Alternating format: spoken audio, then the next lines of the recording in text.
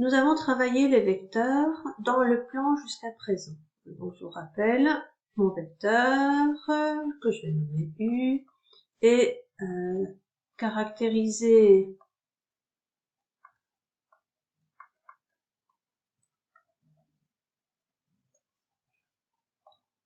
par une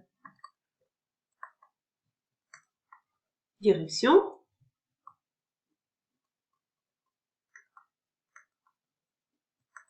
Si je précise, c'est-à-dire la direction, c'est la droite passant par l'origine et l'extrémité du vecteur U, un sens de l'origine à l'extrémité et une norme correspond en fait à la longueur du segment orienté que je dessine pour représenter le vecteur U. Dans le plan, voici comment vous pourriez caractériser votre vecteur à l'aide de ces trois caractéristiques. Maintenant, si au plan, donc si je suis dans le plan, si au plan j'ajoute un repère, eh bien je vais pouvoir caractériser mon vecteur également, mais je ne vais plus utiliser ces caractéristiques telles que la direction, sens et norme, je vais en utiliser d'autres que l'on appelle des composantes. Ça remplace un peu en fait vos trois caractéristiques direction, sens et norme. Alors, pour exprimer ces composants, je vais tout d'abord voir quelques notions au préalable. Lesquelles, c'est-à-dire la notion de base et de repère.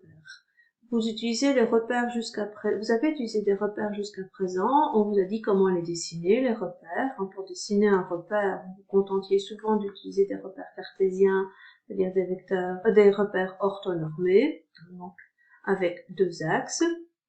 Axe X, Y, ces deux axes se coupent en un point O qui est l'origine de votre repère. Mais d'où vient tout ceci?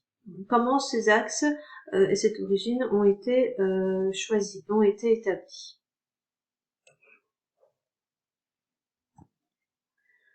Eh bien, pour créer ce repère, on a tout d'abord créé ce qu'on appelle une base. Alors, en quoi consiste une base? Eh bien, une base, c'est simplement, lorsque je travaille à deux dimensions, un couple de deux vecteurs linéairement indépendants et souvent on les appelle I et J. C'est deux vecteurs linéairement indépendants. Je vous rappelle en quoi consistent deux vecteurs linéairement indépendants. Ce sont deux vecteurs ayant des directions différentes. Pour représenter I et J, vous avez bien des directions différentes pour ces deux vecteurs. Donc voilà en quoi consiste une base, c'est simplement un couple de deux vecteurs linéairement indépendants. Eh bien, à l'aide de cette base, je vais pouvoir créer ce qu'on appelle un repère. Alors, un repère, en quoi cela consiste-t-il? Si on travaille toujours à 2D, eh bien là, ce n'est plus un couple, mais c'est un triple. Donc, trois informations. Dans les trois informations, on retrouve les deux vecteurs linéairement indépendants, donc on retrouve ma base IJ. Et à cette base, j'associe en fait un point O qui sera appelé origine du repère. Alors, cette origine, elle est choisie de manière aléatoire ou pas. On peut la prendre où on veut, mais souvent on va quand même choisir un repère, une origine, qui nous convient. Ensuite, à partir de cette origine, que vais-je faire? Eh bien, je vais dessiner des représentants du vecteur I. Si je dessine un représentant du vecteur I, je peux obtenir un point I, extrémité du vecteur représentant du vecteur I. Et à partir de O, je construis un représentant du vecteur J. J'obtiens un point J, extrémité de ce représentant. Et bien, sur base de ce couple de vecteurs, je vais pouvoir dessiner mon repère. L'axe va se construire sur base du vecteur OI. Le premier axe sur base du vecteur OI. Le deuxième axe sur base du vecteur OJ. Les deux vecteurs OI et OJ vont en fait donner les directions de vos axes, créant votre repère. Le sens de vos vecteurs OI et OJ donne l'orientation de vos axes. Il me reste une troisième caractéristique de ces deux vecteurs, qui est la norme. Eh bien, la norme, elle sert à graduer votre repère, à graduer vos deux axes.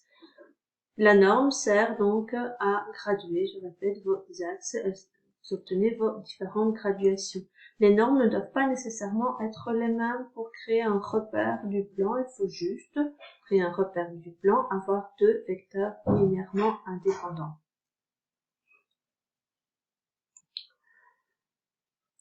Avec tout ceci, eh bien, on peut constituer des repères particuliers. Si vous travaillez un repère, ou vous voulez travailler dans un repère orthogonal,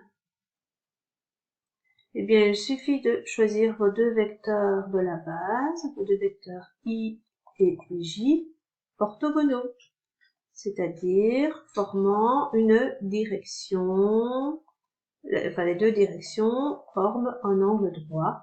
Vous avez des directions qui sont orthogonales.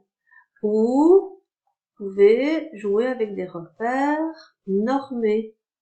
Alors, que veut dire repère normé? Eh bien, ça veut dire que la norme des vecteurs de votre base sont les mêmes. Et elle est égale à 1. Et donc, cela veut dire que la graduation 1 sur vos axes correspondra exactement à la norme de votre vecteur I, ainsi que celle de votre vecteur J.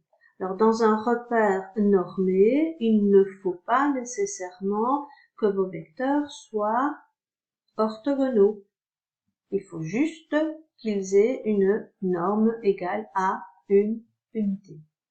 Maintenant, vous pouvez associer un vecteur orthogonal à un repère orthogonal à un repère orthonormé pour former votre repère orthonormé que vous avez l'habitude de travailler, c'est-à-dire vos deux vecteurs de la base I et J sont orthogonaux et ont une norme égale à 1, l'un et l'autre, qui vous permet ainsi donc de former votre repère classique que vous avez l'habitude de travailler. Et voilà d'où ça vient votre repère orthonormé. Cela vient d'une base à laquelle j'associe une origine. Alors, quel que soit le type de repère, orthogonal, normé, orthonormé, l'axe relatif au vecteur I correspond à l'axe des abscisses. L'axe relatif au vecteur J correspond à l'axe des ordonnées. Et vous retrouvez vos notations. On note OX l'axe des abscisses et OY l'axe des ordonnées.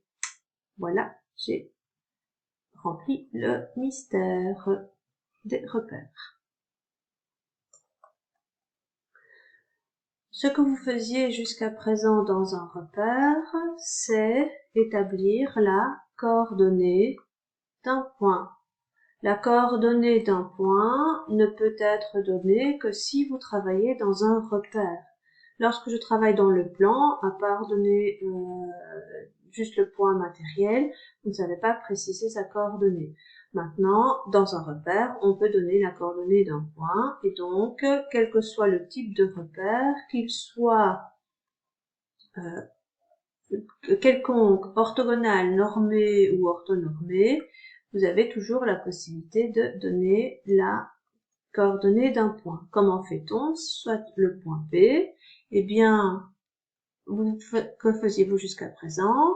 Vous projetiez votre point P sur l'axe des abscisses, vous alliez lire la graduation correspondante, et idem pour l'ordonnée, vous projetez le point P sur l'axe des ordonnées en respectant bien forcément l'orientation de votre axe et vous obteniez ainsi l'ordonnée du point.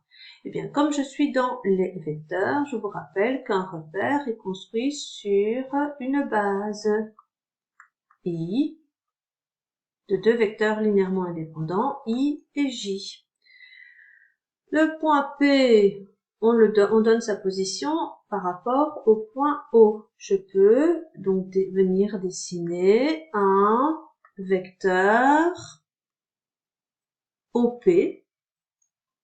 Ce vecteur OP, je peux l'écrire comme une combinaison linéaire de vecteurs de la base I et J. Comment écrit-on une combinaison linéaire de deux vecteurs engendrant un troisième? Eh bien, il suffit que j'additionne ces deux vecteurs, mais au préalable, je dois peut-être les multiplier par un réel. Le vecteur I, il correspond pas à ce qu'il me faut pour atteindre ce point-ci sur l'axe X. Par contre, si je viens le multiplier par A, eh bien, vous allez arriver pile à l'endroit en dessous du point P. Ensuite, à partir de ce point, si j'applique J tout seul, je vais arriver ici. Par contre, si je viens multiplier J par B, hop, je monte jusqu'à B. Lorsque nous avions projeté le point P sur l'axe des abscisses et l'axe des ordonnées, nous avions obtenu par lecture A comme abscisse, B comme ordonnée. Regardez où sont les A et B dans la combinaison linéaire. Eh bien, en fait, la coordonnée d'un point, ce n'est rien d'autre que les réels que vous utilisez pour venir multiplier votre vecteur de la base et ainsi écrire une combinaison linéaire vous donnant le vecteur dont l'extrémité est le point dont vous cherchez la coordonnée. Donc, ici, vous avez l'abscisse de P, là, l'ordonnée de P.